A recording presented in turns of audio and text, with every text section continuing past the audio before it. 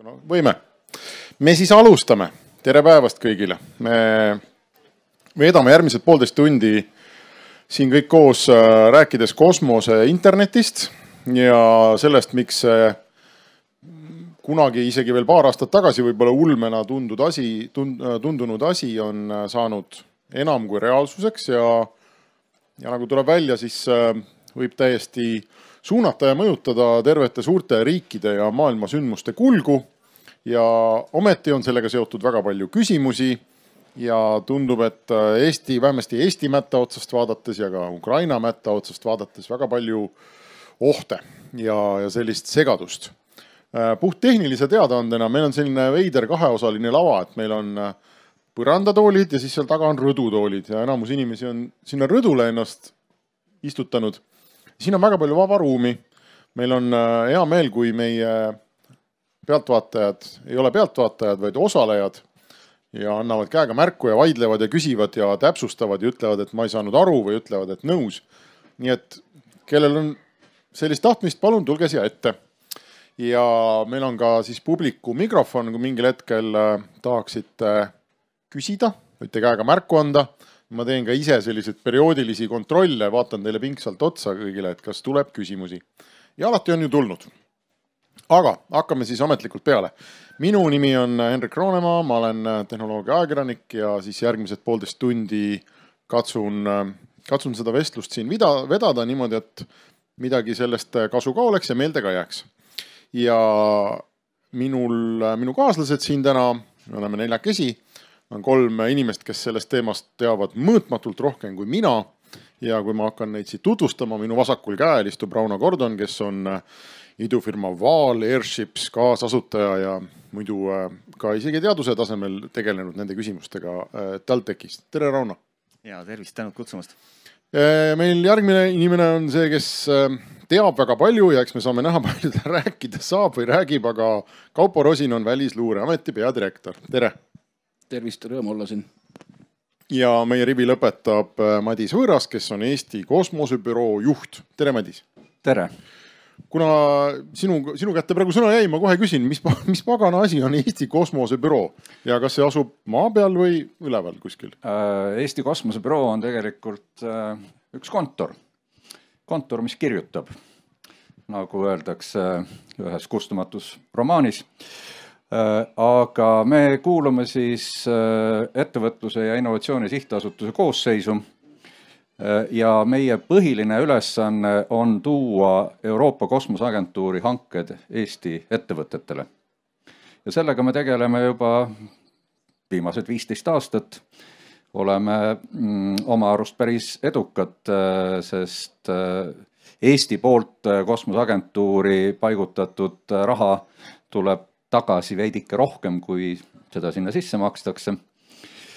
Ja meil on kusagil üle 100 ettevõtte, kes siis neid tellimusi teevad.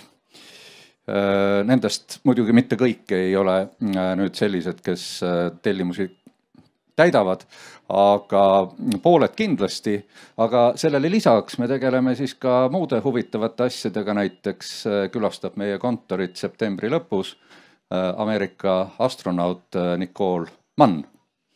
Okei, ma mäletan, et lapsepõlves oli jube kuulus oli, et Eesti mingisugune marmelaad oli kosmoses, et see oli kõva sõna. Mida me praegu sinna siis saadame või kuidas me kaasa aitame sellele asjale? Me aitame kaasa ikkagi oma põhilise kompetentsiga, milleks on digitaalsed arendused ja digitaalsed lahendused, aga me oleme ka päris tugevad kaamerate arendamisel. Me oleme tugevad erinevates materjalides, teeme 3D printimist ja loomulikult tudengid ehitavad ka satelliite.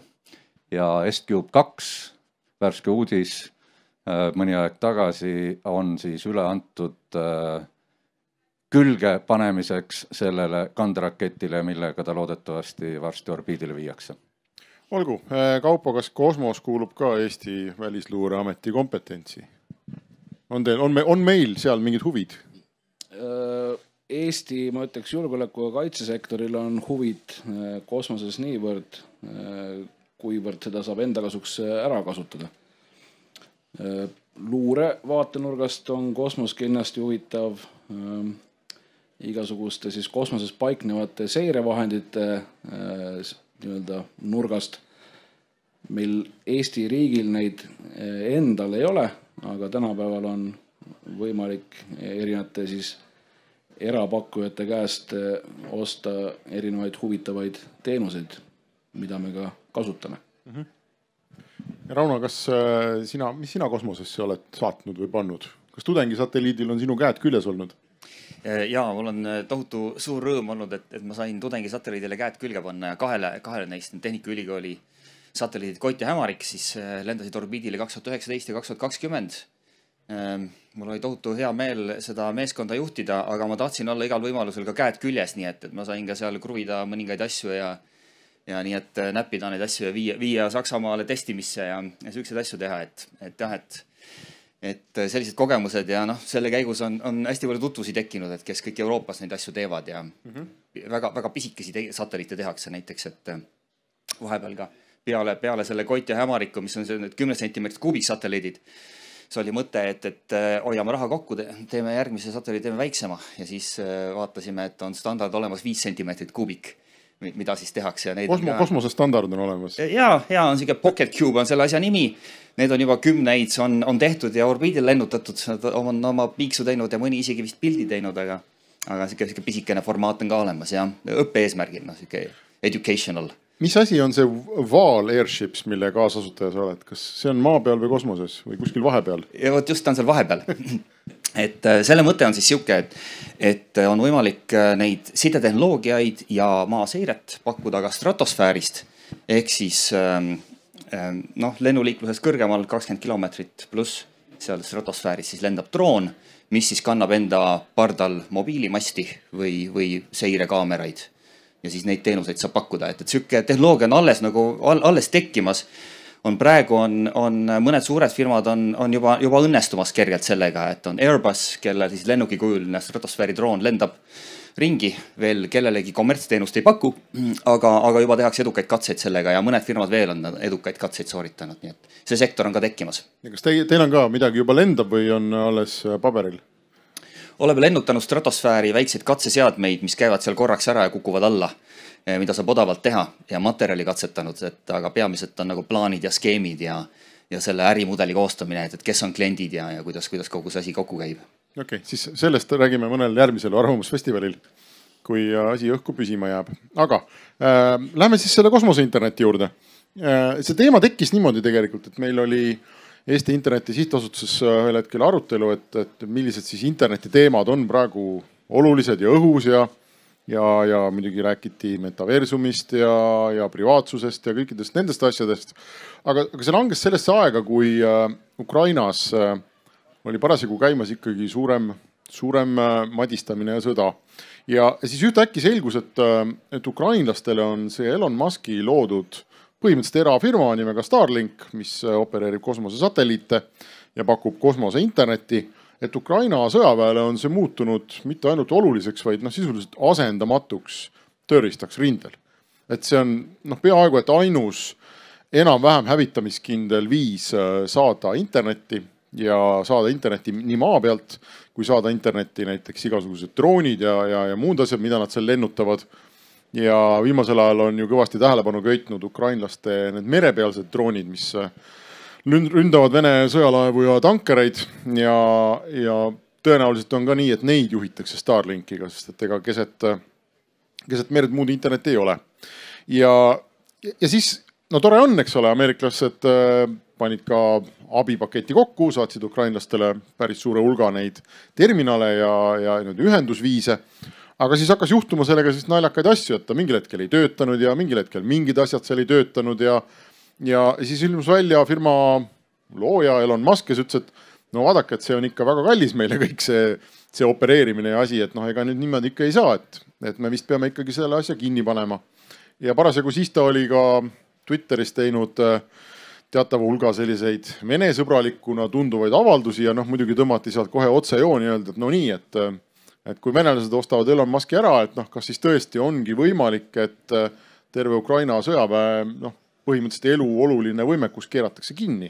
ja mitte keegi ei saa mitte midagi teha, sest see on ainult ühe suhteliselt ebastabiilsena tunduva inimese kontrolli all. Et kas nii ongi? Ja täna on sellest olukorrast on siin umbes võib-olla aastake möödas, aga küsimus jääb, et kas nii ongi. Sellepärast, et ega need ametlikku lahendust või ametlikku edasiminekut ei ole selles situatsioonis olnud. Nii palju, kui mina aru saan, siis räägitakse, et tundub, et Elon Musk ja Ameerika valitsus on teinud mingisuguse kokkuleppe, et Elon Musk sellest nüüd väga palju enam ei räägi, et pannakse ukrainlaste interneti kinni, aga mingisugust päris avalikku teadet ka nagu olnud ei ole, et mis seal siis toimub. Ja ukrainlastest me kindlasti räägime, aga sealt edasi on ju võimalik kohe küsida, et aga mis siis, kui meil peaks olema interneti vaja kuskil lahinguoludes? Mis siis, kui meil lastakse 4G, 5G mastid puruks, aga meil on vaja midagi opereerida või opereerida mere peal või kusagil võib-olla keset sood. Ja kelle kontrolli all see siis on? Ja meie ei ole maailmas kõige tähtsam riik, aga see kindlasti tekitab küsimuse ka teiste suurte riikide sõjavägedele, armeedele. Et aga millega meie siis juhime oma asju, kui vaja on? Ja Euroopa Liit teatas sel hetkel üsna kähku, et meie siis plaanime ka oma satelliidi interneti tekitada ja siis jõudis ka Amazon teatada, et ka nendel on sellised plaanid ja järsku kõik tungivad sinna kosmose poole. Ja siis mingil hetkel jõudis see Starlinki Eestisse ja siis hakkasid Facebookis levima inimeste vaimustatud postitused, mis ütlesid, et pangu põlema ennast need Telia ja Elisa, et ma istun siin oma Starlinkiga metsatalus ja mul on 100 megabitti alla, 100 üles ja kõik on super, ma ei tahagi mitte mingit muud ühendust ja mitte midagi muud ei olegi enam põhimõtteliselt vaja interneti saavutamiseks, et see ongi tulevik. Nii et see on meie arutelu selline kolmas külg, et kas tõesti, et unustame siis ära metsatallu fiibri viimise ja koputame Elon Muski uksele või koputame siis kuhugi Euroopa Liidu uksele, ütleme, et kas see ongi siis internet tulevikus. Nii et meil on selline arutelu, nagu ma ütlesin, väga hea meel, kui on huvilisi küsimusi ja kaasumisi. Aga kuna ma sellest Ukrainast alustasin, siis Kaupo, kas sa saaksid teha meile sellise poolmilitaarse vaatega kokku, et kas see on nii, et ukrainlastele see Starlink ongi ülioluline ja võib-olla mõnes lõigus ainuke viis ja tänapäevases sõjapidamises asendamatu või mis rolli see Starlink täna seal lahingus mängib? No ütleme, et ukrainlased on olnud väga sõltuvad Starlinkist. Osaliselt see tuleneb ka võib-olla sellest, et mingid asjad olid ikkagi võib-olla ka enda sõjaväe või kaitsesektori sees nagu läbi mõtlemata või välja arendamata, eriti mis puudutab sellist töötavat pikamaa sidet. Et Starlink aitab sellise pikamaa side küsimusi ja siis droonide opereerimist. Ja see on, kuna see Ukraina armee tegutsemine lahinguväljal on olnud, sul on selline pidev õppimisprotsess ja lahenduste leidmine kogu aeg, et siis ongi võetud nii-öelda neid lahendusi, mis on käepäraseks saanud või käepäraseks kellegi poolt tehtud. Et selliste lahendustega loomulikult kaasnud omad riskid, eks ole, sa oledki siis sõltuv võib-olla kellegi tujudest, et tegelikult oluline on see, et nad kogu aeg seal mõtleksid ka mingisuguste muude alternatiivide peale, mida nagu jooksvalt juurutada siis, et mitte olla sõltuvat ainult ühest inimesest, kes siis seal midagi võib otsustada. Ja teine küsimus on muidugi see, et selliste alternatiiv või ütleme erasektoril põhinevate lahendustega kogu see turvalisuse pool on nagu väga kahtlane, sest sa tegelikult ei tea, kus need infod nii-öelda liiguvad ja kust nii-öelda, kes seda infot veel näeb ja mis selle infoga veel tehakse ja kuidas ollakse rünnatavad ise läbi selliste nii-öelda tagaukse variantidest. Me teame ka minevikust, kus siis erinevad firmad, kes on pakkunud kas siis küberturbelahendusi või siis mingisugust muid lahendusi, et nad ise on olnud nii-öelda rünnatud mingisuguse vaenuliku aktori poolt või tegutseja poolt, näiteks SolarWinds USA-s, kes pakkus küberturvalisuse lahendusega, oli ise juba nii-öelda saastatud siis venelaste poolt. Et ütleme, et see kui tulles tagasi Ukraina juurde, et see lahinguväli on seal dünaamiline ja venelased kahtlemata on aru saanud sellest, et see Starlink on Ukrainast jaoks oluline. Nemad loomulikult üritavad sihitada neid süsteeme, et eks see selline pidev võidujooks on, et ma lihtsalt loodan, et ukrainlased nüüd kogu aeg mõtlevad edasi, et mis see nii-öelda pärast Starlinki või mis lahendus Starlinki kõrvale võiks neile tekkida seal. Mis rolli selline pidevalt olemasolev internetiühendus tänapäeva sellises lahinguolukorras mängib, et üks asi on see, mida me kõik näeme, eks ole, me näeme neid videoklippe, mis lekivad või lekitatakse või on meil meedias, kuidas mingi droon lendab, laseb pommi lahti, eks ole, kuskil või droonid lihtsalt edastavad meile videopilti mingisuguse suurtüki tule, eks ole, tulemustest, kuidas midagi lendab õhku, et see meedia pool on kahtlemata tänapäeva sõjas oluline. Aga mis on see, mida me seal ei näe? Kas on nii, et igal suurtükil on internetiühendus küljes või päris nii ei ole? Ma ütleksin, et lahendused on seal erinevad, et päris nüüd igal võib-olla internetti seal ei ole, et seal on nii-öelda ka erinevad taktikalise tasandme raadiovõrgud läbi, mille seal infot liigutatakse, aga internet on tegelikult ju kanal või vahend selleks, et kas juhtida mingit relvasüsteemi või siis tagada olukorra teadlikkus endale, enda kõrval olevatele üksustele ja endast siis üles ja alla. Et selles mõttes on see internet seal nii-öelda oluline, aga ta on tegelikult ainult vahet, et keegi ju ei ole, see internet ei ole loodud sinna selleks, et seal keegi, ma ei tea, kuskil Facebookis nalja pärast surfaks või midagi, et see on ikkagi nagu töövahend seal. Ja kui me selle neilt täna ära võtaks, mis siis juhtuks? No tõenäoliselt kannataks üldine olukorra teadlikkus, siis vägede juhtimine ja siis erinevate relvasüsteemide kasutamise efektiivsus, näiteks droonid, siis mis iganes meres, õhus, mujal. Okei. Ja ilma nendeta tõenäoliselt me ei kujuta ikkagi päris ette seda, et nad oma sellist kampaaniat jätkata saaks. Mulle tundub uudiseid lugedes, et kõik need droonid ja muud asjad on üliolulised. Aga mismoodi, kas Ukraina armee nüüd ainus, kes, ma ei tea, ametlikult või mitteametlikult või poolametlikult sellist asja kasutab, et kui ameeriklastel oleks vaja seda teha või kui sakslastel oleks vaja samasuguses olukorras olla, kas neil on mingid muud tehnoloogiad juba vanast ajast ja see kõik toimib, et see küsimus nagu nende ees ei oleks või oleks uuesti? No kui me USA-st räägime, siis tõenäoliselt on USA kõige arenenum riik selles küsimuses, et nemad on kosmosesse juba ammu tunginud. Neil on kokku umbes 1300 satelliiti, millest siis 190 umbes on sõjalise otstarbega satelliidid. Ülejäänud NATO liikmesriikidel on kokku umbes 40 sõjalise otstarbega satelliiti, nii et ameeriklased on omadega oluliselt ees. Võib-olla mainida Hiinat. Hiinal on 380 satelliiti kokku umbes, millest 160 on sõjalise otstarbega, et hiinlased on oluliselt nii-öelda kannul, et tõenäoliselt selle kümnendi lõpuks on hiinlastel üle 1000 satelliidi taevas. Et ütleme, selliste NATO riikide sõjavägi ikkagi üritab leida sellised oma militaarlahendusi sidepidamiseks ja juhtimiseks, mis olekski turvaliselt enda kontrolli all, ei sõltuks kellegi teise suvast või tujudest, info on teadaolevalt kaitstud ja töötaks ka siis iga ilmaga nii-öelda. Sa ütlesid, et hiinlastel on kümnendi lõpuks 1000 umbes? Umbes, jah. Ma otsisin enne huvi pärast välja, sest võrdluseks Elon Muskil on täna umbes 5000 ja tal on selline luba või plaan või ma ei tea, kelle käest luba peab küsima, aga see 5000 suurendada kuni 42 000-ni. Ja täna on pool kõigist seal üleval tiirlevatest töötavatest satelliitidest on Elon Muski omad ja arvatakse, et 1,5 aasta pärast on 2/3 kõigist töötavatest satelliitidest Elon Muski omad. Need on ikka kosmaarselt suured numbrid, või? No siin on muidugi satelliidil on väike vahe. 2 on Eesti omad. Et ütleme, üks on selline sidepidamissatelliit ja teine on võib-olla siis luuresatelliit ja muu, mis on võib-olla natukene keerulisemad ehitada ja nii-öelda üles lasta. Rauno, sa rääkisid meile, et see Vaal Airships tegeleb ka küsimusega, et kuidas sidet pakkuda mingit kõrgematest sfääridest.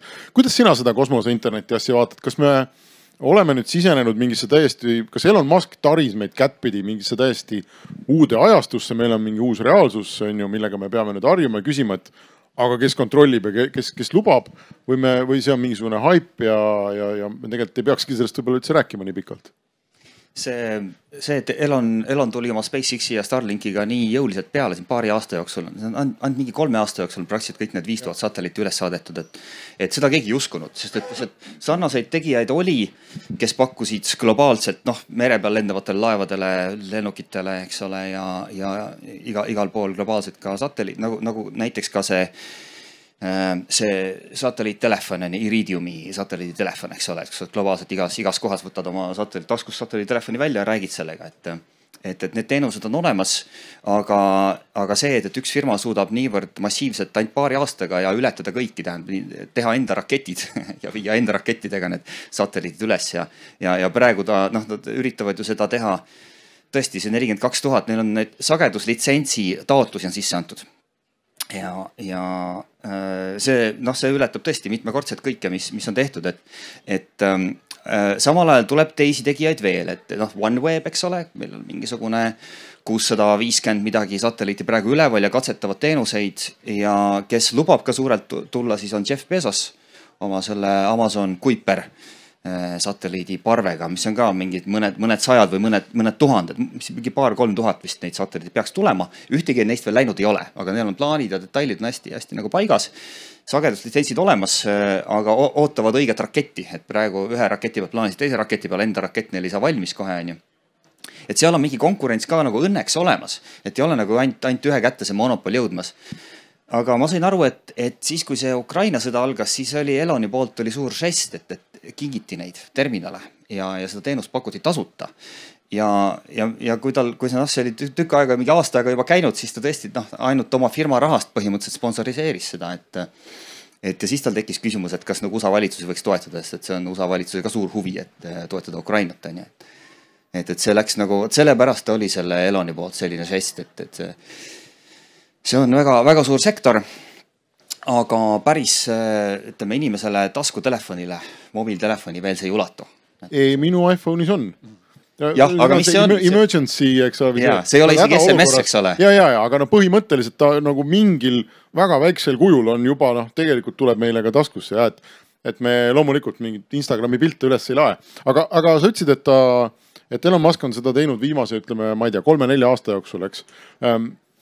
Samas esimesed satelliidid me saatsime üles, ma ei tea, 50-ndatel vist, eks, et mis juhtus 3 aastat tagasi, et järsku oli võimalik, ma ei tea, tehnoloogiliselt, regulatiivselt, rahaliselt, midagi pidi juhtuma, et see sai võimalikuks niimoodi kosmosesse tuhandete kaupa neid saata. Mulle tundub, et rahade kokkukuhjamine, et üks inimene sai oma sõbrad kokku võtta ja investeerida sinna nii palju 100 miljoneid, et ehitada raketid, millega neil on praegu odavam viia kui kõigil teistel, et teised ei paku hinnas osas konkurentsi, et nad alguses tegidki raketid ja siis vaatasid, et neil on oma hind raketi laskmisel on palju odavam kui teistel, aga kliente nii palju ei ole, et nad ei saa müüa seda, eks ole. Sõiduk on, aga kaupa ei ole. Ja et siis tegid oma kauba. Et viia enda satelliiti üles. Tundub, et see on nagu võimaldaja, jah. Ja neil oli nende see innovatsioon raketiga oli see, kas ma mäletan õigesti, et nad tegid esimese raketi, mis suudab maa peale tagasi tulla ja hävine õhus ära, või seal kosmoses, et korduvkasutatav raketi. Jah. Sest et muidu see raketi hind on valdav enamus, on kõik see metall, mis tehakse valmis ja mis põleb ära siis või jääb orbiidile, et kütus on väga väike osa sellest. No, Madis, sina tutvusid Starlinki toimimisega, ütlesid meile enne, et see on väga huvitav ja keeruline toode. Sa räägid mõne lausega, mis sa teada said? Ma sain teada kõigepealt seda, et Starlinki satelliidid lendavad madalal orbiidil. Nad lendavad umbes 600 kilomeetri kõrgusel, mis tähendab seda, et see satelliit lendab seal kiirusega 27 000 kilomeetrit tunnis ja ta lendab ühest horisondi servast teise umbes 10 minutiga. See tähendab seda, et nüüd see maapealne vastuvõtja peab seda satelliiti jälgima. Ja nüüd võib-olla üks selliseid ägedamaid tehnilisi lahendusi Starlinkis ongi see, et see maapealne terminal, see ei ole sugugi nüüd see taldrik, mis pannakse Viasati satelliittelevisiooni vastuvõtmiseks maja seina peale, vaid see on täis kõrgtehnoloogiat ja seal sees on selline antennisüsteem, mis suudab, seda ei ole silmaga näha, mis suudab seda satelliiti jälgida. Nüüd, kuna satelliite on kosmoses mitmeid ja ühenduse pidamiseks on vaja pidevalt ühelt satelliidilt teisele ümber lülituda, siis need maapealsed terminalid suudavad seda teha.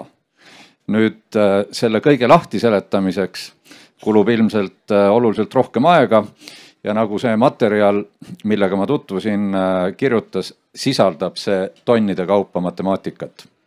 Et tegelikult on siis tegemist tõesti sellise innovatsiooniga, mis kvalitatiivselt muudab taolise kommunikatsiooni võimalikuks. Et see on Starlinki üks trikke, aga loomulikult ega siis teised ei oota ja tulevad uued lahendused. Kui siin oli juttu, et hiinlastel on varsti 1000 satelliiti, siis mul oli rõõm lugeda Õhtulehest teadet, et hiinlased teevad interneti kosmosest 7000 satelliidiga on käivitanud sellise projekti. Ja ma arvan, et tehnoloogia ja ka ärivaldkonnas ei ole kunagi võimalik seada mingisuguseid piire, et siin ikkagi see, kes on kõige kavalam, kõige innovatiivsem, saavutabki selle turu. Mida siin ka need Eesti Starlinki kasutajad on siis maininud suhtes maapealse interneti pakkujatega. Aga kommunikatsioon kosmosest on tänapäeval Eestile kui riigile fundamentaalselt oluline, sest tõesti me oleme ühendatud muu maailmaga läbi valguskaablite ja juhul, kui nendega peaks midagi juhtuma, siis on vaja alternatiivset lahendust. Ja seda alternatiivset lahendust on siis varsti pakkumas meile Euroopa Liit, kes on käivitanud parlamendi otsuse eelmise aasta 22. novembrist, käivitas siis programmi Iris ruudus. Ja kuna akronüümide lahtiseletamine on alati väga oluline minu arvates, siis ma ütlen ka selle akronüümi lahtiseletuse ja see tähendab siis Infrastructure for Resilience, Interconnectivity and Security by Satellite. Et sealt 2 S-ist tuleb see S-ruudus ja mõned numbrid selle kohta, et see süsteem peaks siis sisaldama 170 madalal, 170, mitte 3000 madalal orbiidil lendavad satelliidid. Nagu. No tundub jah, aga ilmselt on siis mingid muud kavalused. Ja mis on muidugi intrigeeriv selle asja juures, et Euroopa Komisjon on plaaninud investeerida sellesse süsteemi 2,4 miljardit. Euroopa Kosmoseagentuur paneb juurde 0,7 ja kokku peaks see asi maksma minema 6 miljardit ja ülejäänud osa oodatakse kommertsrakendajatelt. Ehk siis see ei ole ainult Euroopa riigi struktuuride jaoks, vaid sisaldab ka kommertselementi. Et väga ambitsioonikas programm, 2025 peaks esimesed satelliidid üleval olema ja täismaht 2027. Et aeg on vähe. Nii kiiresti, Madis, ei ole Euroopa Liit teinud mitte kunagi mitte midagi. Mul on selline tunne. Ma loodan, et see on ikkagi läbi mõeldud ja siin on muidugi veel üks tore nüanss juures ja see on nimelt see, et kõik need satelliidid tuleb ju kosmosesse viia ja Euroopa Liit deklareerib, et Euroopa peab olema sõltumatu ja võimekas kosmoses. Ehk siis tal peavad olema omad kanderaketid ja need kanderaketid omakorda peavad ka mingit kaupa vedama, et nüüd siit tuleb siis Euroopa kanderaketitööstusele Ariane 6-le väga hiilgav tellimuste portfell, et loodetavasti Elon Musk ei saa kõiki neid satelliite endale. Kas see Iris siis peaks hakkama pakkuma samamoodi nagu Starlink internetiühendust, et ta ikkagi Euroopa Liidu oma Starlink, nii võib öelda? No põhimõtteliselt tal on 2 olulist funktsiooni. Üks funktsioon on kõigepealt see, et garanteerida kõigi kriitiliste struktuuride toimivus kriisiolukordades. Teine on kõikvõimalik turvalisusega, piirikontrolliga seotud temaatika. Ja siis kolmas, mis sinna juurde tuleb selleks, et ikkagi erakasutajatelt ka raha laekuks, on siis see kommertspool. Nii et prioriteet on kahtlemata just nimelt see riigi side Euroopa Liidu sees, mis on fundamentaalselt tähtis.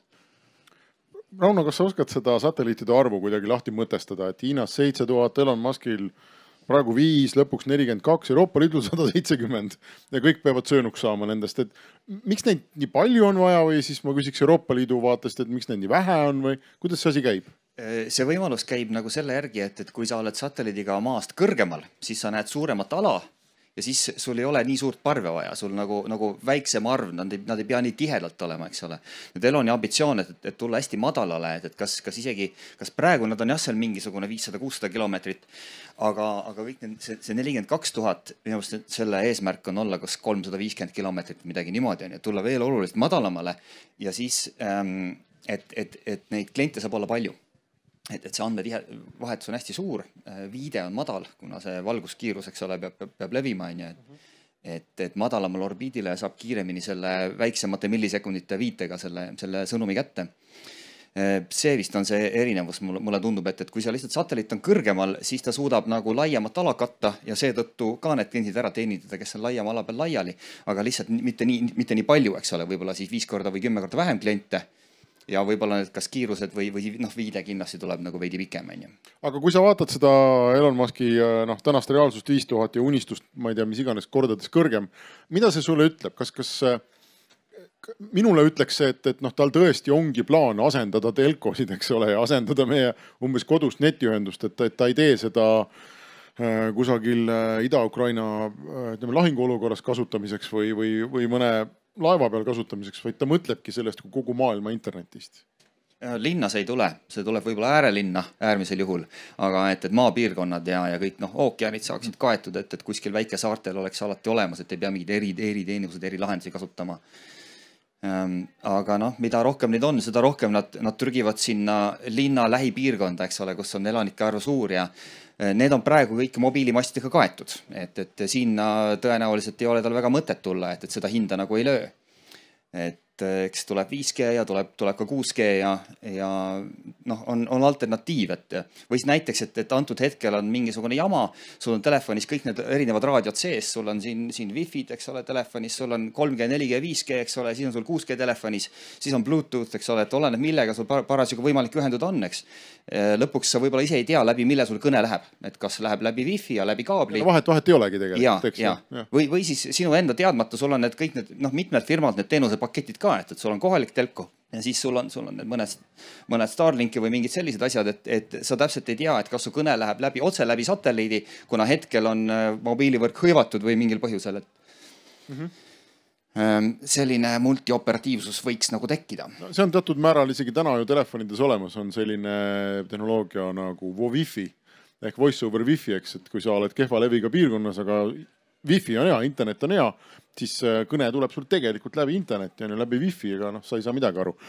Kaupo, kuidas peaks Eesti riik sellest kõigest nagu nüüd mõtlema, et kas me peaksime tulekustutite kõrvale riigiasutuste kappidesse soetama igaks juhuks ka paar Starlinki terminali, et kui on kriis, siis läheb vaja või mis me peaks tegema?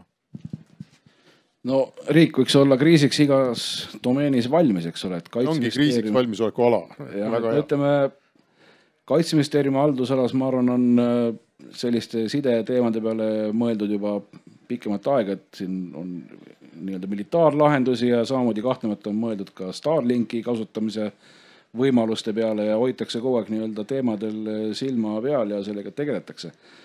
Teiste riigiasutuste eest või teiste ministeeriumite eest on mul nagu raske rääkida siin, lihtsalt see kõik maksab, eks ole, jälle mingit raha ja raha on alati vähe ja ütleme, võib-olla ei ole kõikidel ministeeriumitel nagu see kriisi teema ei ole nagu see esimene prioriteet võib-olla alati, et raha on mujal alati rohkem vaja. Aga nii nagu kogemus näitab, siis üldiselt tasub olla valmis igasugusteks ootamatusteks ja natukene tasuks ikka ette mõelda siin erinevate sidelahenduste peale, siis mis iganes need on. Et selline soovitus on küll. Mis valmisolek teie asutuses on, mis teil kapis on seal, kui 4G peaks maha kukkuma, mis siis saab? Siis võtame kasutusele alternatiivvariandid. Aga ikkagi küsimus, mida me selle Elon Muskiga siis nüüd peaksime niimoodi globaalselt ette võtma? Täna on lihtsalt fakt see, et kui meil on vaja kosmose internetti, olgu see e-maili lugemiseks, eks ole, puhkusel või suurtükitule juhtimiseks läbi drooni, eks, et no vot siis on teda vaja. No nüüd Rauno ütleb, et see Jeff Bezos võib-olla lennutab ka midagi. No tore, olukord on parem, aga noh, teine ärimees, eks, hiinlased lennutavad midagi, võib-olla Euroopa Liit lennutab midagi, aga täna me istume selle Elon Muski küljes ja me ei tea, mida ta mõtleb, kas me peaksime tema käsi kuidagi väänama, kas me peaksime talt selle asja ära võtma, kas me peaksime kirjutama mingisuguse seaduse ja ütlema, et vot meil on õigus, eralda meile palun seal mingisugune riba, mingi nurk, mida meie kontrollime, meie kui, ma ei tea, riigid, valitsused, maailm, või me peaksime temaga kuidagi läbi rääkima, nii nagu praegu. Mis me teeme temaga? No, mulle tundub, et nagu see Euroopa lahendus on, et riigid ja riikide liidud maksavad peale selleks, et alternatiivseid asju, mis on ka... Ehitame kähku enda oma ja me ei pea temaga rohkem rääkima. Jah, et see võib konkureerida, eks ole, aga kui riik on infrastruktuuri nii palju sisse pannud, siis on need uued ärimudelid on võimalikud, et teised firmad saavad tulla turule, kusjuures võib-olla mingitel sellistel tingimustel, et see peab olema garanteeritud või siis seal nagu riigid lepivad kokku, et kui ühes riigis tekib kriis, siis teises riigis poliitilised põhjustel ei tohi seda ära keelata. Näiteks praeguse Starlinki puhul on ju see, et kõik ei sõltu Elonist, aga sõltub ka USA-st. Et USA valitsus ütleb, et sellesse riiki me näiteks enam ei ekspordi. Meil läksid suhted kehvaks sellesse mingit Lähis-Ida riiki või kuskile, eks ole, nendega meil on suhted kehvad ja keelab ära firmal ekspordi, teenuse ekspordi sinna riiki. Näiteks, et see sõltub nüüd, et kas meil on USA valitsusega head suhted ja lisaks peavad ka Eloniga olema head suhted. Sõltub ka sellest, kes parasjagu on USA valitsus. Jah, et kes on president või... No näiteks, jah. Ma ei tea, mis teised arvavad, Kaupa. Mis me peaks tegema sellise inimesega? No sellise inimesega on väga raske niimoodi midagi võib-olla konkreetselt teha, aga ma lihtsalt tooks võib-olla veel ühe nagu mänguri siia, et lisaks Euroopa Liidule on meil ka NATO, kes on samamoodi võtnud vastu kosmosepoliitika nii-öelda strateegia ja defineerinud kosmose kui ühe 5 siis sõjategevuse domeenist. Ja NATO võtmest siis vaadates, et kosmos võiks olla või on oluline siis alliansi jaoks 5 erinevas valdkonnas. Esiteks positsioneerimine, navigatsioon ja aeg, ehk siis samamoodi enda üksuste jälgimine, positsioneerimine, otsimine ja päästmine, täppislöögid ja muu säärane siis. Teine valdkond, mis on NATO jaoks oluline, on eelhoiatus, ehk siis eelhoiatus raketirünnakute osas siis nii-öelda vastase ballistiliste rakettide õigeaegne tuvastamine ja vastavate siis vastumeetmete kasutusele võtmine. Kolmas on keskkonna monitoorimine, peamiselt meteoroloogiliste andmete kogumine, mis jällegi voolab sisse siis tegelikult kogu nii-öelda täppisrelvasüsteemide programmeerimisse ja muusse säärasesse.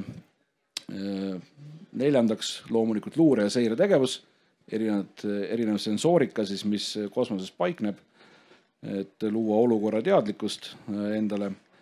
Ja 5 loomulikult turvaline satside, millest siis ka nii-öelda meie võiksime oma kasu lõigata. Peamiselt militaarvaldkonnas ehk, aga riigina siiski. Aga NATO nii-öelda sellest kõigest, mis sa rääkisid, et see tegelikult valdavalt, ma arvan, on USA, see NATO. See on hästi palju USA, aga siin ka teised riigid üritavad ikkagi midagigi.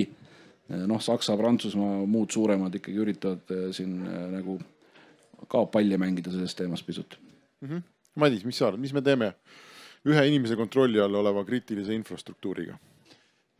Ma arvan, et me ei saagi eriti midagi teha, sellepärast, et kosmos on üks selliseid valdkondi, mis ilmselt ongi kõikidest keskkondadest kõige vähem reguleeritud. On olemas ÜRO vastavad alusdokumendid, Space Treaty, mis ütleb, et kosmos tuleb kasutada ainult rahumeelsetel eesmärkidel, aga loota seda, et kosmoses läbiviidavaid tegevusi on võimalik kuidagi globaalselt reguleerida on lootusetu, et siin ei teki kunagi sellist olukorda nagu näiteks tsiviillennunduses, mis on detailideni reguleeritud. Kõik osapooled tahavad säilitada endale sõltumatuse, hoida oma saladusi ja nii edasi.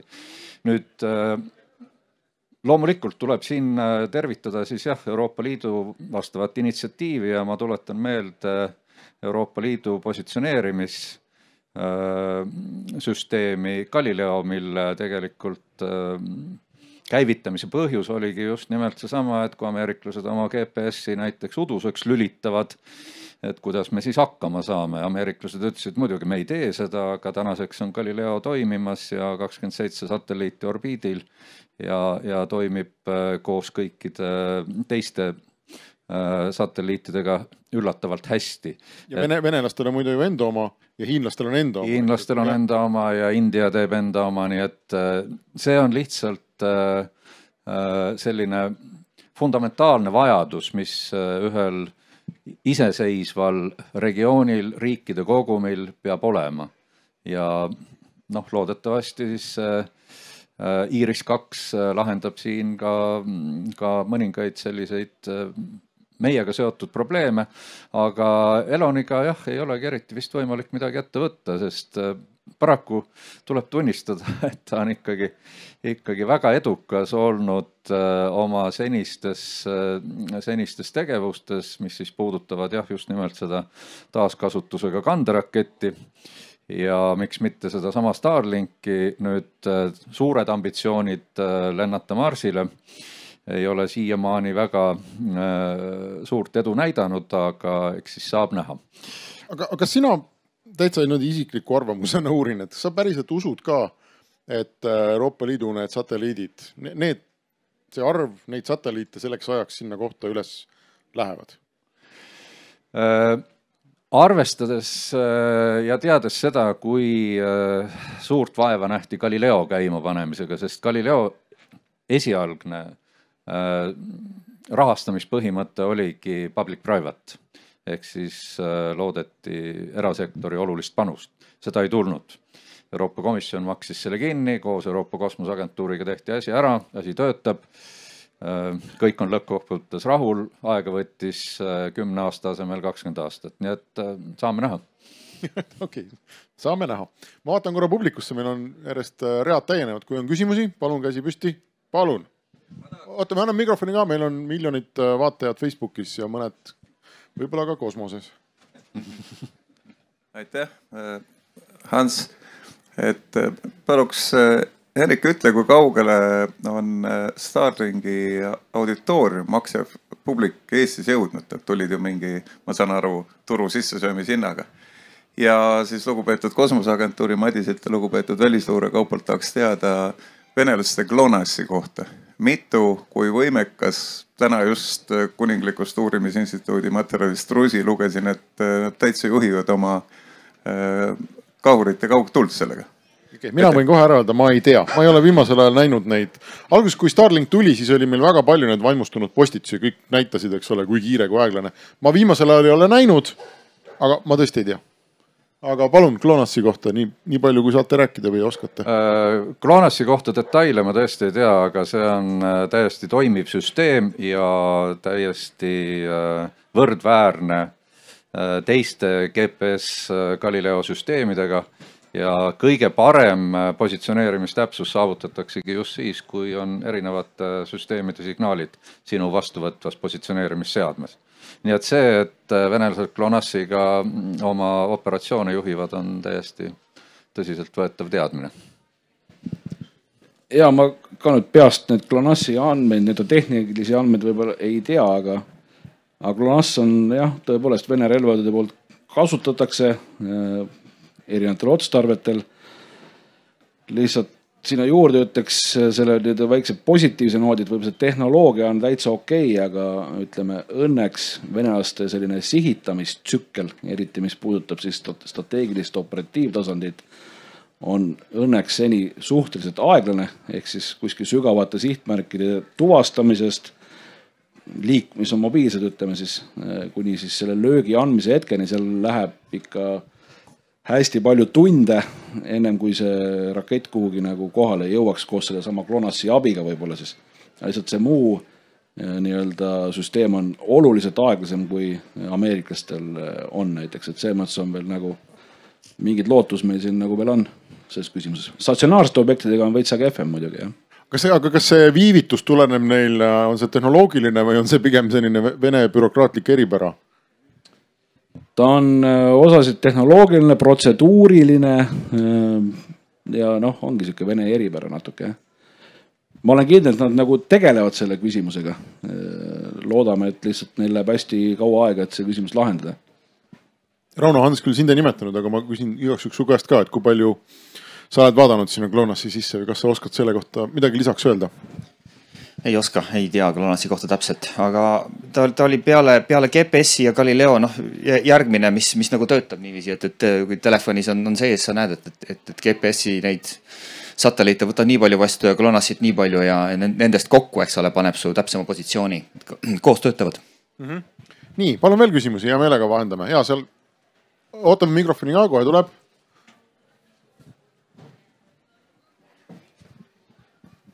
Kui palju on informatsiooni selle kohta, et Vene satelliidid trollivad siis NATO või Elon Muski satelliite? Et infot on jooksnud, et on saadetud üles satelliidid, mis lõhuvad teisi satelliite. Võib-olla ütlen alustuseks jah, et tõepoolest venelastel on kosmosseeria satelliidid, mis siis saadetakse üles, ametlik jutt on enda satelliitide inspekteerimiseks või kontrollimiseks. Lastakse ülesse, siis nendest eraldub mingi aja pärast mingisugune väiksem objekt, mis siis läheneb mõnele USA satelliidile võib-olla ja siis sellest eraldub mingil hetkel veel väiksem objekt, mis läheneb siis ütleme võib-olla 50 kilomeetri kaugusele, mis on nagu kosmose mõistes nagu üli lähedal, eks ole. Ja siis nad seal nii-öelda on. Et seal on tõenäoliselt siis võimekus siis käsu saamisel või vastava signaali saamisel mingisugune rünnak sooritada USA või mõne teise riigi militaar või mis iganes satelliidi vastu, et nimetatud matrjoška satelliidid siis nii-öelda. Et see on nii-öelda üks variant siis, kuidas seda vastase satelliite nagu kahjutuks teha, et need variante on teisi veel, kuidas seda teha, aga see on nii-öelda siis üks kineetiline variant näiteks siis. Ja võib ka lihtsalt otse pähe lennatada selle satelliidile ja vaevalt, et ta vastu peab selle. No jah, see ongi see kineetiline lähenemine, et kas siis nii-öelda kosmos või siis venelased arutavad ka maa pealt kosmosse lastavat võimet need nuudel tüüpi rakett siis. Eraldi variandid on siis, ütleme siis mittekineetilised, ehk siis me räägime pimestavatest laseritest või segavatest laseritest näiteks, mis häirivad sensoorikat. Elektrooniline võitlus, eraldi samamoodi sensoorika häirimise erinevad variandid, mis on ka venelastel välja töötatud ja siis loomulikult kübervariant, et need satelliidid peavad olema millegi kaudu neid juhitakse ja kuidagi nendega suheldakse, et ka seda siis varianti kuidagi rünnata. Kas meil on maailmas pretsedenti, et ma ei tea, üks riik on teise riigi satelliidiga midagi sellist teinud? Ma niimoodi ei tule mul ühtegi meelde, kus on nagu tahtlikult rünnatud, on olnud intsidente, kus siis erinevate katsetuste käigus võib-olla, kus siis näiteks venelaste katsetuste puhul siis, mis oli 2021 novembris, kus siis katsetati satelliidi otsas relva, lasti katki üks oma satelliit, kus tekkis seal 1500 ühikut pluss miinus kosmoseprahti, mis siis nii-öelda hakkas ohustama seal ISS-i kosmosejaama ja seal olevaid viibivaid siis astronaute, et nii-öelda see kaudne oht on tekkinud nagu. Rauno, sa tahtsid ka enne kommenteerida?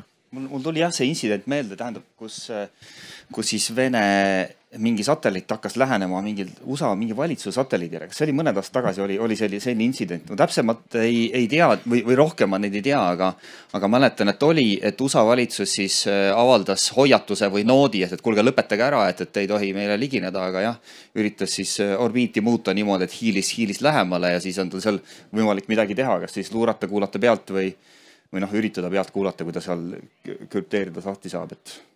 Madis? Satelliite on häkitud, häkkerid on häkkinud ja olnud ka edukad. Ja sellest tuleneb üks teema, kus ka meie tahame kaasa rääkida. Et kui nüüd mõelda selle peale, et Euroopa Liit 170 satelliiti, et mis kasu nüüd sellest peale muidugi selle teenuse me siis saada võiksime, et me tahame ju ka mingisuguseid tellimusi täita, et ilmselt Eesti satelliite ehitama lähiajal sellises mahus ei hakka, sest neid tehakse ikkagi konveier meetodil. Aga millega me tegeleme, on see, et arendada välja kosmose küberkaitsevõimekust. Ja siin on meil kosmoseagentuuriga, Euroopa kosmoseagentuuriga vastavad plaanid olemas, et selline esialgne projekt siis tööle panna, kaasata Eesti ettevõtted ja eesmärk on siis see, et muuta kosmoses olev infrastruktuur häkkimis ja rünnaku kindlaks. Mul tekkiski küsimus seda kõike kuulates, et kas need satelliidid seal praegu, igasugused, räägime telesatelliitidest ja räägime militaarsatelliitidest ja Elon Muski satelliitidest, kas see on mõnes mõttes nagu interneti algusaeg, kui kõik olid väga sinisilmsed turvalisusmehhanismid sisuliselt puudusid, eks, et keegi ei olnud kuulnud küberturvalisusest 30 aastat tagasi või 40 aastat tagasi. Et kui me satelliidid sinna üles on pandud, et neil enesekaitse mingisugused mehhanismid, võimekused, et see kõik on puudu. Et ta lihtsalt on seal selles mõttes nagu alasti ja kui keegi halva eesmärgiga läheb, siis ega mitte midagi suurt teha ei saa. Või kuidas see korraldatud on? Ma ei tea, kes teab, kas keegi üldse teab? Ma ei usu, et nüüd asi nii kaitsetu on, aga näiteks kui rääkida jälle sellest samast Euroopa Liidu süsteemist, siis seal on kavatsus kasutusele võtta siis kindlasti 2 tehnoloogiat, üks on siis valguskommunikatsioon ehk lasersignaal satelliitide omavaheliseks suhtlemiseks, mida on suhteliselt võimatu mõjutada ja teine on siis kvantkommunikatsioon ehk kvantkrüpteerimine, mida ka ei ole võimalik eriti mõjutada, et need 2 teemat kindlasti tulevad, aga kogu selle kosmose interneti ja kosmose kommunikatsiooni juures on kindlasti üks teema ja see on raadiosageduste piisavus või jätkuvus. Raadiosagedused on loodusressurss ja raadiosagedusi jagab ITU, International Telecommunication Union ja nüüd kujutada ette, et kuidas need Elon Muski 40 000, hiinlaste 7000 ja nii edasi, kõik tahavad korraga karjuda, jah? Täpselt niimoodi, et nad üksteist ei hakkaks segama, mis paratamatult ilmselt hakkab juhtuma. Aga selle nii-öelda satelliitide vastase võitluse nii-öelda valdkonda läheb ka see, et ikkagi mida tehakse täna veel juba ja teevad USA kindlasti, ka NATO organisatsioonina ja veel mõned riigid, on see kosmose olukorra teadlikkus, ehk siis ongi aru saada, pidevalt monitoorida siis, mis satelliit, kus parajasti viibib kosmoses, mida ta teeb, mis on selline ohust, nii-öelda kujutad võimalikke ohte, et nii-öelda kogu seda teemat trackida ja vastavalt siis oma satelliit seal manööverdada, et see tegevus tegelikult juba täna käib. Kas sa räägid mingist omamoodi sellisest satelliitide lennujuhtimiskeskusest? No ütleme olukorrateadlikkuse keskusest, mis siis peaks toitma mingit sellist juhtimiskeskuse laadset asja, et see ju praegu juba on. Aga see, et nad seal üksteisega lihtsalt kogemata kokku ei põrka või keegi mingit orbiiti valib või midagi toimetab seal oma satelliidiga, kas see on kuidagi globaalselt, ma ei tea, valitsetud või reguleeritud või kuidas see käib? Mul selle kohta selles asi ongi, et seda ei taheta globaalselt reguleerida, küll teevad riigid, kaasa arvatud muide Eesti, oma kosmoseseadusi ja nüüd ilmselt tuleb ka Euroopa Liidu vastav seadus. ÜRO-l on soovitused. Nüüd kõik satelliidid, mis viiakse orbiidile, tuleb registreerida. Kõik satelliitide operaatorid peavad katalooge, kus on siis nende orbiitide kirjeldused ja nüüd see, mis siis parasjagu kosmoses toimub, peakski nendes kataloogides kirjas olema, ehk siis see ongi see olukorra teadlikkus. Nüüd parata võivad ikkagi tekkida sellised olukorrad, kus mingid orbiidid lähevad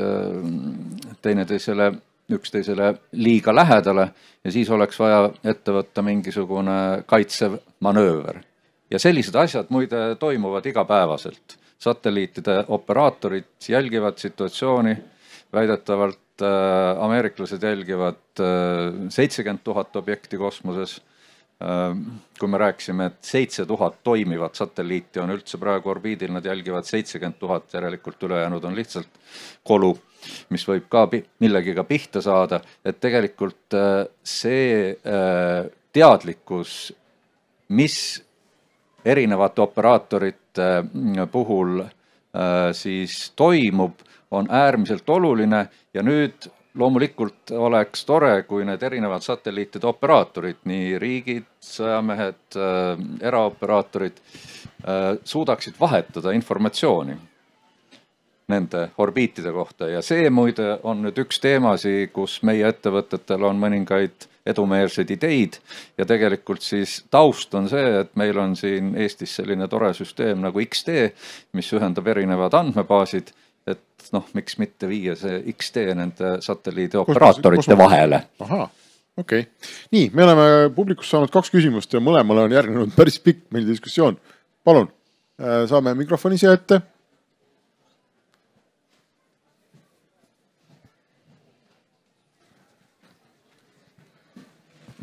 Tervist, Lukas. Me oleme rääkinud päris palju sõjast ja mitte nii palju Metsakülast.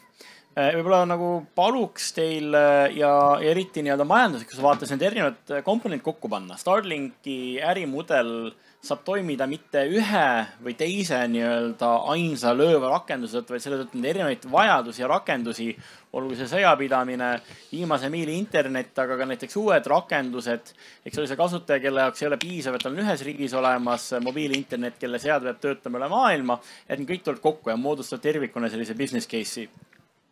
Ja Eestil on neid selliseid, kui mitte unikaalseid, siis selliseid omapäraga seotud vajadusi veel ka, eks ole, et sai mainitud, et meie internetiühendus ülejäänud maailmaga käib paljuski üle merekaablite, mis lisab sellise lisahaavatavuse. Kui Kaupo ütleb siin, et kaitsevaldkond maksab küll kinni enda sidetoimepidevus, aga ta ei tea, kuidas teistel ministeeriumitel on, rääkimata sellest, kuidas meil elutähtsate teenusosutajatega on. Sest lõpuks, eks ole, meie vastupidamine sõjas ei ole tingitud sellest, kas sõjavägi saab hästi hakkama üksinda, vaid nagu Ukraina näide ka näitab, kas ülejäänud riik suudab ka sõjatingimustes vastu pidada. Samamoodi, eks ole, kui me vaatame viimase miili interneti küsimust, me oleme otsa vaadanud selle, kas see nüüd majanduslikult otstarbekas tampida raha satelliit internetti või mitte. Ja see valiku koht on paljuski seotud selle alternatiivsete taristu valikute ja ekspluatatsiooni perioodiga, et lühiajaliselt on satelliit odavam, aga pikaajaliselt, kui sa oled selle fiibri juba ära vedanud, see on taristu, mis sul peab vastu 30-40 aastat ja samal ajal selle kiirus kasvab, läheb kalkulatsioon keeruliseks. Ma küsin võib-olla eriti nüüd praegu Rauno ja Madise käest, eks ole, siis majanduslikku küsimust, et mis peaks juhtuma Eesti vaatest, et meil oleks ka praeguste või tuleviku hinnatasemete juures mõistlik massiliselt satelliiti internetti kasutada, kas praeguste rakenduste või näiteks tulevaste rakenduste jaoks. Et Rauno, sina kindlasti mõtled selle, kuidas turundada praegu oma toodet, et kas see nagu mõistlik hinnastamine ja see nõudlus tuleb sellest, et hinnad langevad, sest kapitalikulutus on juba tehtud, kasutajad tuleb juurde, kas see tuleb selle pealt, et on uusi rakendusi, kus üldse ei ole praegu olemas klientuuri ja saavad uusi tuluallikaid. Kuidas see nagu majanduslik argument tuleks kokku nii klientide kui operaatorite jaoks, mis õigustaks massiliselt satelliiti interneti kasutust ja mitte, ja viikski selleni, et Elonil on 40 000 satelliiti ja mõnel konkurendil on ka paarkümmend tuhat, või kas see pigem on nagu selline unistus, mis ei teostu, sest lõpuks need maapealsed variandid on piisavalt head ja neil on see eelis, eks ole, et kas fiibri puhul on läbilaskevõime piiramatu või 5G puhul, 6G puhul ikkagi tunduvalt suurem, sest saatja on lähemal ja lõpuks need suured investeeringud ei saa oma tasuvuse kätte. Kuidas sina saad miljardäriks, küsima sisuliselt, eks ole, ja samamoodi, eks ole, ma küsin siis, eks ole,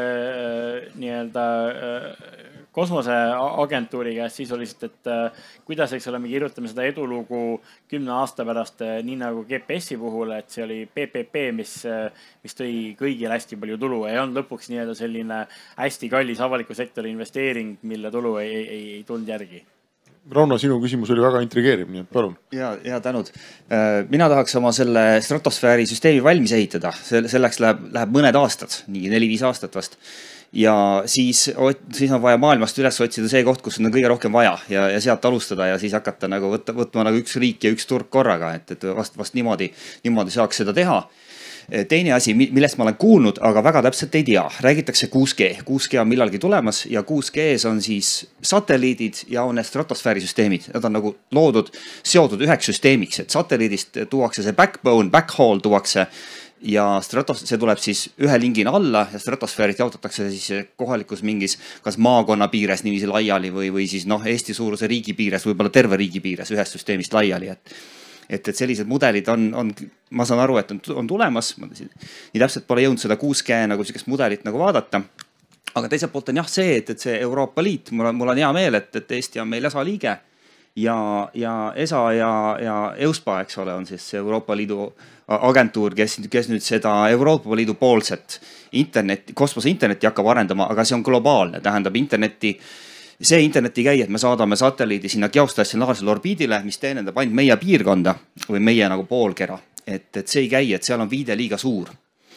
Need tuleb tuua satelliidid siis maalähedasele orbiidile, mis tähendab, et kõik ärimudelid on globaalsed. Kõik, mis nagu satelliite puudutavad, on mõtet ainult mõelda globaalsest ärimudelist. Sellest, et ma teenindan kõike riike. Baltikumi satelliidivõrgustikku ei hakka ehitama, jah? Jah, et see ei käi. Aga Rauno, vaata, kui kunagi tulid esimesed arvutid, eks ole, meil on mingi terve rodu selliseid kuulsaid ja täna väga naljakatena tunduvaid tsitaate, mis oli mingi IBM-i tippjuht, kes ütles, et tema arvates on maailmas vaja võib-olla, ma ei mäleta, mis see number oli, 5 või? 5 arvutit. Ja siis, eks ole, Bill Gates ütles, et ega kellelgi ei lähe kunagi vaja rohkem kui 640 kilobaiti mälu ja arvutite areng on, need väited teinud, eks ole, enam kui naeruväärseks, aga omal ajal, ma saan aru, inimesed mõtlesidki niimoodi ja see vaateväli oligi, reaalsus oligi selline. Aga me oleme näinud, kui palju väiksemaks, odavamaks ja lihtsamaks me saame seda teha. Kas sina näed, et kosmosega võib juhtuda see sama?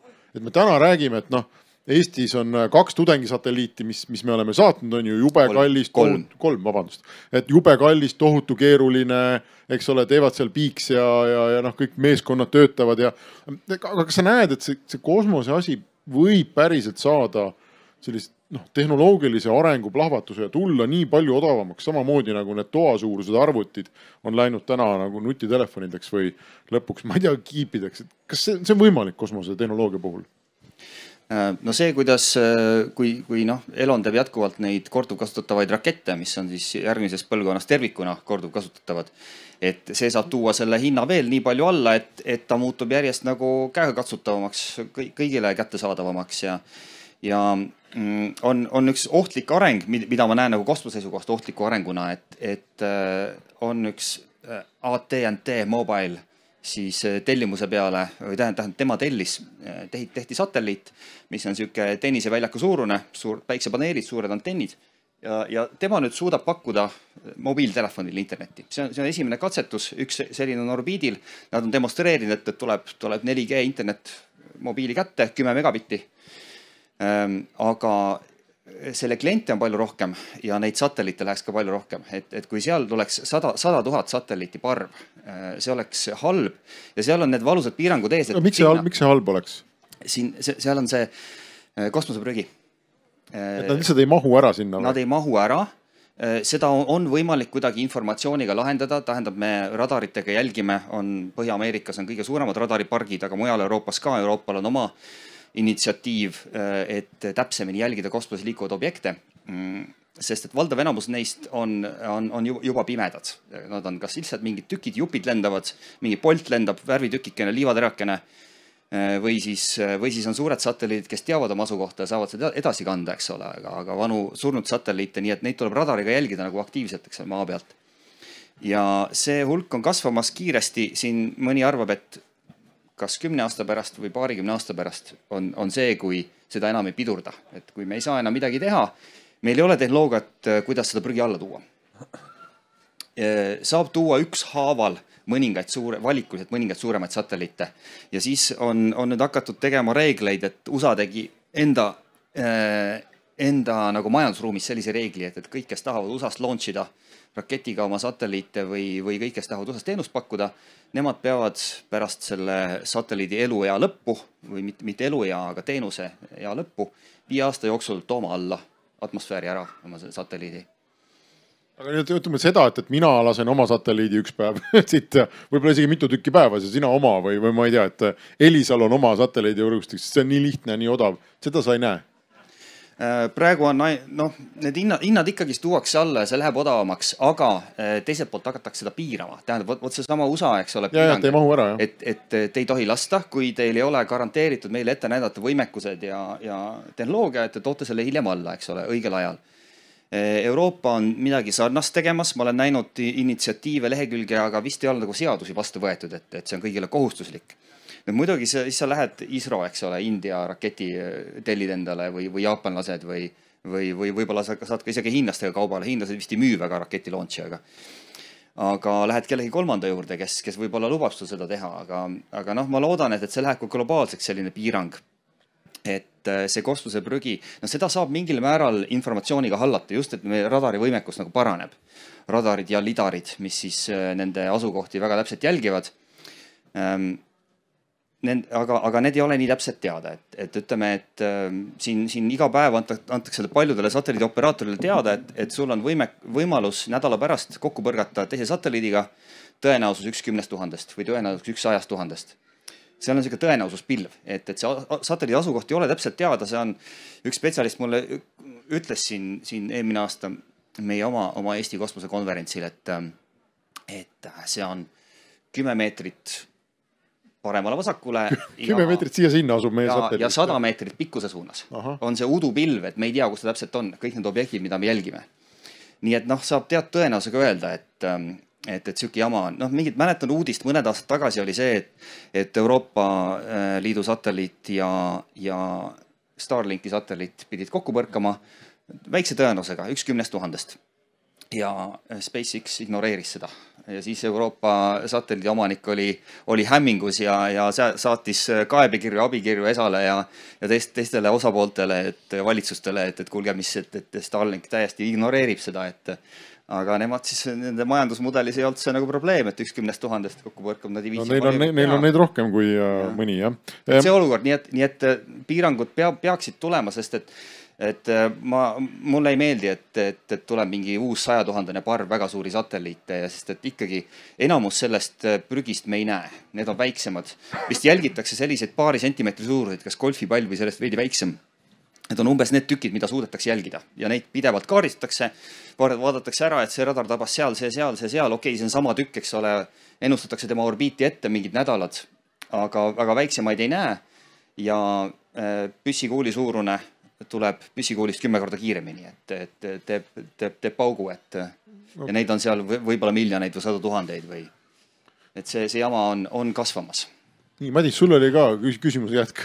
Jaa, ma kõigepealt kommenteeriks Rauno seisukohta, et kosmoseprügi, aga mõned inimesed ütlevad, et seal kosmoses on ikka ruumi väga palju veel. Et tegelikult see taandubki võib-olla selliseks kindlustuspoliitika küsimuseks, et teatud tõenäosusega hakkavad asjad juhtuma. Ja loomulikult kosmose puhul on teema selles, et koristajat ei ole võimalik saata, et kõik need intsidendid tekitavad täiendavat prügi. Aga samal ajal loota seda, et meil tekib globaalne regulatsioon, on ilmselt üsna naiivne. Nüüd, mis puutub Lukase küsimusse, et kas Eestis peaks tekkima Starlinkile massiivne turg, siis mulle tundub, et mitte. Ma toon lihtsalt näiteks enda konkreetse kogemuse, et minu suvekodus on Telia internet üle õhu, Ranteloni antenn, ruuter ja ma vaatan telekat ja töötan internetis oma sõnumitega ja kõik toimib, et ma ei vaja praegu ilmselt Eesti on nii hästi ikkagi mobiilvõrguga kaetud, et võib-olla tõesti jah, Metsakülas on see näiteks täiesti toimiv variant, aga samal ajal kas sellest tekib nagu mingisugune massiivne turg. Ja siit muidugi nüüd, eks ole, järgmine järeldus ongi see, et kui edukaks võib osutuda see Euroopa Liidu Iris-programmi kommertspool. Selleks, et tuletame meelde, et Galileol oli ka ju esialgne plaan, et ongi tugev kommertspool, seda tugevat kommertspoolt ei ole tänaseni tekkinud, aga samal ajal, kuna see on strateegiline, siis seda peetakse üleval ja sama puudutab ka Irist kindlasti. Nii, väga hea meelega vaataks veel küsimusi ja seal taganurgas üks. Muide, kes istub seal taga meie rõdukohtadel, et te peate ekstra vaeva nägema, kui te tahate küsida, sest tagumiste rea pead jäävad teile muidu ette, ma ei näe, aga palun.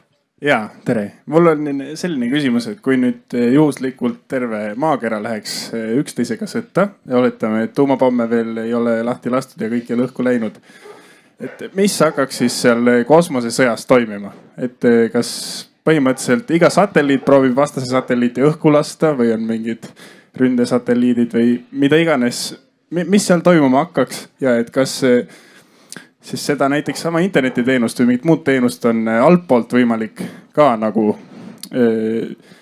rikkuda ja saastada, et näiteks kui Ukraina praegu kasutab väga siis seda Starlinki interneti, et kas siis USA-l endal võib-olla on kuskil tagakapis veel näiteks mingid omaette droonid, mis natuke madalal seal stratosfääris või kuskil näiteks lihtsalt segavad nii palju seda interneti sagedust, raadiolaineid, et midagi ei tule läbi või et nagu mis siis üldse saama hakkab, mis need võimalused oleks? No palun, unistame või mitte unistame, vaid fantaseerime. No nalja hakkab saama, tundub.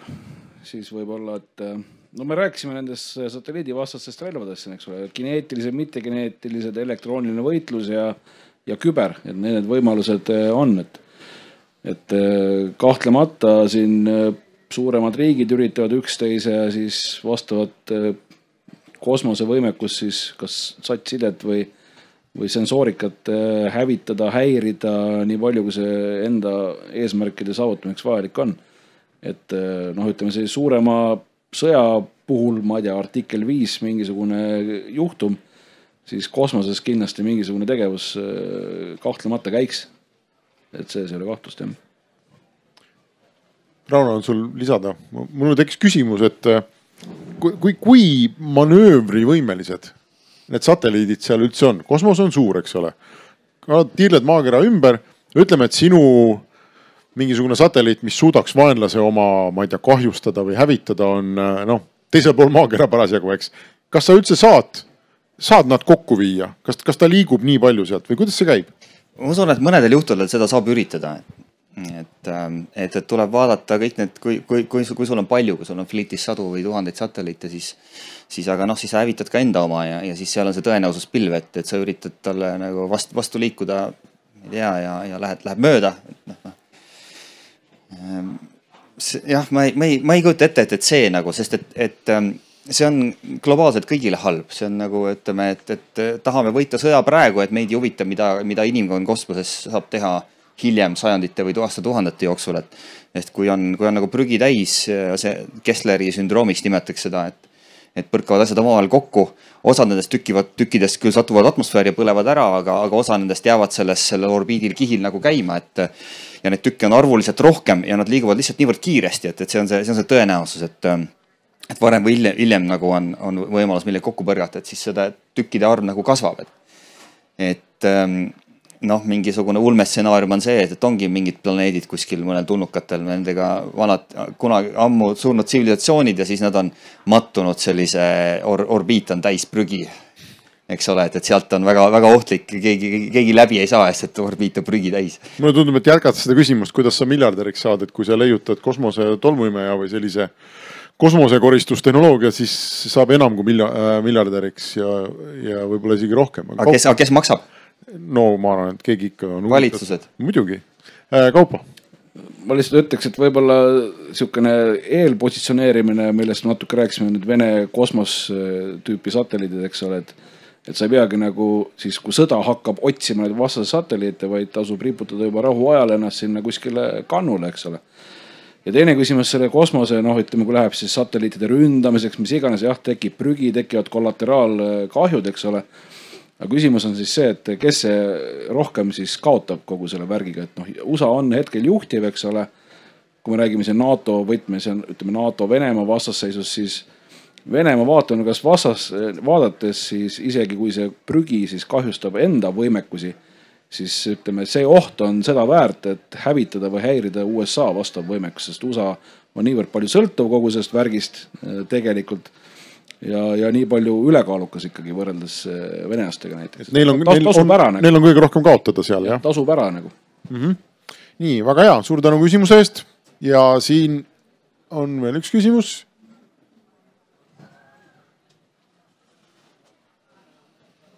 Ma oletan, et te olete nõus väitega, et IT arengus kiirus on väga oluline tegur. Nüüd järgmine küsimus, et kui see Iris 2 nüüd läheb toime 2 miljardiga ja vaadata neid ressursse, on see tehnoloogia või inimressurss või kõik muu, kui reaalne on see 2 miljardiga välja tulla, et ma arvan, et seda tuleb 3-korgistada. Täpselt tegelikult jah, Iris 2 kogu eelarve ongi siis 6 miljardit. Sellest komisjon paneb 2,4, Euroopa Kosmoseagentuur paneb 0,7 ja ülejäänud peaks olema siis kommertsosaliste panus.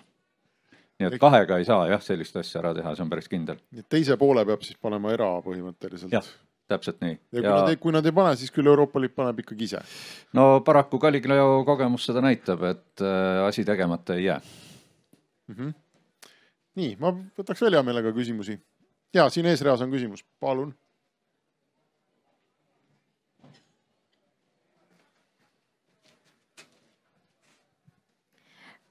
Palju selliseid tarku kosmosemehi on koos, et küsiks sellise küsimuse, et ütleme, et saame selle internetiga seal kihi peal paika, ja et elonikke tahab Marsile minna ja eks neid tahtjaid on teisi ka. Et kuidas internet Marsile jõuab siis, et kas tee peale pannakse siis nagu verstaposte, mis interneti viivad või kas keegi tegeleb sellega ka? Et majakad panna, jah? Ma võin siin kommenteerida, et Elonil on päris kindel plaan siis sarnane satelliitide struktuur ümber Marsi tiirlema panna, mis praegu on siis ümber maa juba kasutusele võetud, muidugi vastavalt Marsi mõõtudele ja vajadustele, aga analoogne süsteem on plaanis igal juhul ka Marsil käima panna. Aga Rauno, võib-olla sa oskad kommenteerida, me oleme ju saatnud vähemasti ühe lendava vidina ka isegi päiksesüsteemist välja. Või ei ole nii? No need Voyagerid ja need nagu lendavad päris kaugele, et selles mõttes päiksesüsteemist välja, et nad mõõdavad, et see magnetväli on juba nagu galaktiline magnetväli. Just, aga nemad ju ka ikkagi saadavad meile ju midagi tagasi kogu aeg, eks? Ja, me peame sidet nendega, et seal on suur antenn, mis on suunatud maa poole ja raadiolaine levis, ma ei tea, mitu tundi see läks, paarkümmend tundi oli selleni või ma eksin. Aga Marsil, kui tagasi tulla, Marsile sidepidamine ühte interneti on raske lülitada, sest et ajaline viide on paraku ikkagist nii suur, et sinna neid vahemajakaid ei ole mõtet panna, ikka saadetakse nagu otse, on ju, raadiosidega, suure antenniga või laseriga saadetakse. Aga see ajaline viide paraku jääb sisse, et kui me oleme ühel pool päikest, oleme nagu lähestikku, siis on, ma ei tea, 10 minutit või teisel pool, siis on mitukümmend minutit. Elon pidas muidugi silmas siis Marsi ühiskonna kohapealseid. Neil on oma internet. Ja, nendel on oma internet siis. Kas siin meil sellised ulmetehnoloogiad nagu mingisugused kvanttehnoloogiad ja mingid aatomike paarike või elektronide paarikesed pakuvad huvitavaid võimalusi tulevikus või? Olen lugenud neid kvantteooriaid ja räägitakse, et hetkeliselt kaugmõju, aga ma olen nii palju siiamaani aru saanud, et sellega kasulikku infot edasi ei saa kanda. Et mingi mõju on kaugelt ja tundub, et läheb hetkeliselt, aga kasulikku infot ei ole välja mõõdud, kuidas see panna infokanal sinna sisse. Okei. Aga põhimõtteliselt, mis ma tahtsin selle Voyageriga öelda, et meil võime infot saata kaugele raadiolainetega ja seda ka vastu võtta, et sõltumata mingitest majakatest, noh, see on olemas, ta levib mööda kosmost, ei tea kui kaugele. Eks, et meil vist ei ole vaja otseselt sinna neid vahesamme teha. Nii, palun veel hea meelega küsimusi, meil on mõned minutid aega. Saame võtta. Tulles tagasi Marsi teema peale, maa ja kuu vaheline internet, ma usun, et tuleb. Et kuu peal hakatakse kaevandama millalgi, leitakse sealt, et on võimalik, tehnoloogia on veel, kuutolm on natukene kehva asi, aga mõeldakse välja, kuidas see on nagu majanduslikult kasulikke asja teha ja tuua osa sellest tulemusest ka maa peale või siis ehitada kuu peal mingeid baase, suuremaid energiasüsteeme, tuua sealt energiat kuidagi. Aga siis on mingisugune elukeskkond hakkab ka kuul olema, kuubaasid. Ja selle maa ja kuu vaheline ühine majandusruum on, ma usun, et kunagi tekib. Mis see, kuna ma tahtsin küsida, mis see sinu ajahorisont on nende kuukaevanduste ja kuu ühiskonnaga? Need NASA plaanid, mitte Marsile, kuule minna. Nad ütlevad, et 2024 ei tule välja, 2025 on ilmselt see, kui inimene, järgmine inimene astub kuu pinnale. Ja siis nad ütlevad, et nad lähevad sinna selleks, et jääda. Aga mida täpselt edasisi plaane, kui palju, kui suur see, mõtteid on palju, aga keegi ei ole minu meelest veel nii palju raha kokku kuhjanud, et need plaanid hästi konkreetsed oleks, et mida seal kaevandada, kuidas, mis tööstus hakkaks arenema, et need on udused veel lahti. Aga kas me midagi teame, mis seal pinnase siis on või mida me üldse tahaksime sealt kaevandada? On juustust tehtud, seda me teame, aga mis seal veel on? Ma kaevandamise kohta, kas Helium 3 vist oli see, mida oli selle termotuumareaktsiooni jaoks, termotuuma jaama jaoks mõistlik seal kaevandada, võib olla. Aga kas selline termotuumajaam on see, mis tulevikus nagu tehnoloogiliselt hea on või on alternatiivsed variandid, ma nüüd ei tea. Kaevandamiselt ta pidi olema vaene suhteliselt maavarade poolest, kuuvarade poolest. Ja et Mars pidi olema sellepärast oluliselt nagu rikkalikum, et Marsil elukeskkonda ja kõike materjali kaevandada, et kuu on nagu vaene. Aga miks üldse kuu peal mingeid asju teha? Mina näen, mõtlen mingeid ulmelisi teemasid välja, et miks nagu kuu on vajalik ja ütleme näiteks suuri laserisüsteeme, mis selleks, et mitte maa peal poliitilisi probleeme tekitada, et kas meil on mingi tohutu laserpark orbiidil, mis võib igat riiki nagu hävitada, saab seda teha kuu tagaküljel, seal on poliitiliselt neutraalne, paljud riigid võiksid sellega ühineda ja siis saab asteroide sellega nagu eemal hoida näiteks. Kui me just tahame laseritega mängida, siis mängime seal. Ja, seal, et sealt maad ei saa kuidagi sihtida, kuu tagumine pool on meist eemal. Okay. Muide, kas me oleme seal ikkagi käinud või kas me ikkagi päriselt teame, mis seal kuu tagumisel poolel on? Mis uuem teadus ütleb? Pilte on tehtud, sinna on ka maandutud, kuu tagumisel poolel on ka mitu seadet crash landinud. Hiinlased suutsid sinna ka edukalt maanduda ja roveriga natuke ringi sõita. Tulnukate linnu ei paistnud? Minu teada mitte, see avaliku info kohaselt mitte. Kahju. Nii, 3-4 minutit on aega, vaataks veel. Ja, küsimus. Ja, tere Välisluureameti juhile Kaupo Rosinale.